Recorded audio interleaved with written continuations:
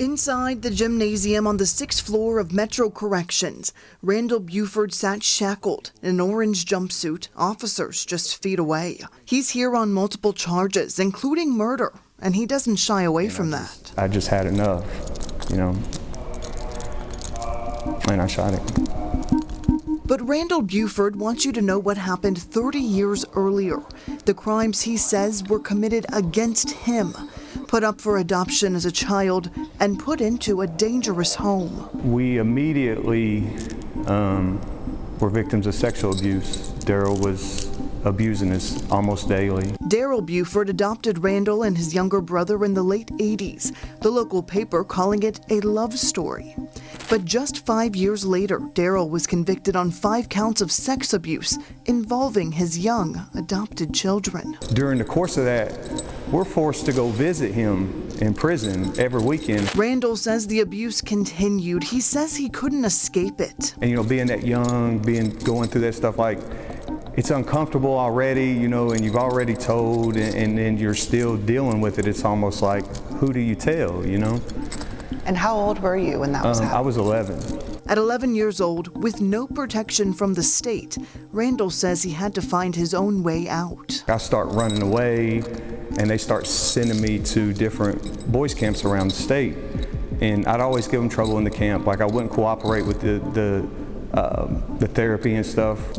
I'd get out and they'd send me right back to the house. Randall says he was forced to have a relationship with his abuser, a relationship he calls complicated. It's almost an unnatural thing because, here you are, your abuser, but you're forced to be around him, so there's an attachment, and he would be the only person in the world that would help me. On January 10th, 2020, Randall says he went to Daryl's house for help. That's the day he killed him. I walk up to the office, he's working on his computer, we're sitting there talking, and he's telling me, hey, just go get in the shower. And I guess just the gravity of everything, the gravity of my life, the gravity of my circumstances in that moment, what I'm having to do for this help, it all just weighs in on me, and that's when I shot him. Do you think Daryl was going to, or did he ask you to do something sexual with him? Yes, ma'am. That's what it always was when I went out there. That's all it ever was. Did you call for help? No, ma'am. I grabbed his phone, I grabbed his wallet, and I left. I went back into the streets, and a couple weeks later, that's when they catch me. Randall says he has never denied the murder, but wants the chance to explain. Representing himself in court, he plans to use Kentucky's self-defense statute to defend against his murder charge. If I have legally done something wrong, okay, then I deserve to be punished. The law says I didn't. The law says I truly acted in self-defense. Here's the law.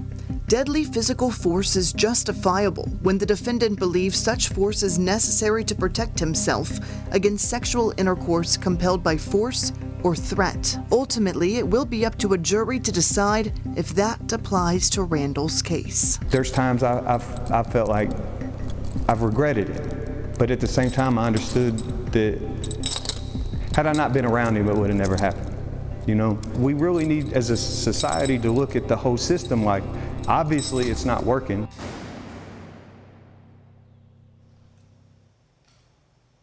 The Cabinet for Health and Family Services is responsible for overseeing the public and private organizations that care for foster children.